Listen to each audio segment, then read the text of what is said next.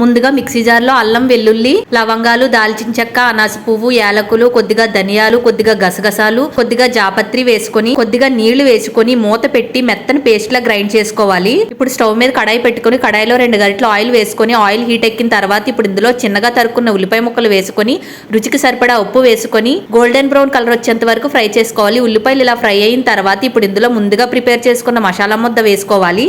ఈ మసాలా ముద్ద బాగా ఫ్రై చేసుకున్న తర్వాత ఇప్పుడు ఇందులో శుభ్రం చేసుకున్న పీతలు వేసుకోవాలి. అలాగే 1 స్పూన్ పసుపు 2 స్పూన్లు కారం ఒక 5-6 పొడుగ్గా తరుక్కున్న పచ్చిమిర్చి కొద్దిగా కొత్తిమీర వేసుకొని బాగా కలుపుకోవాలి.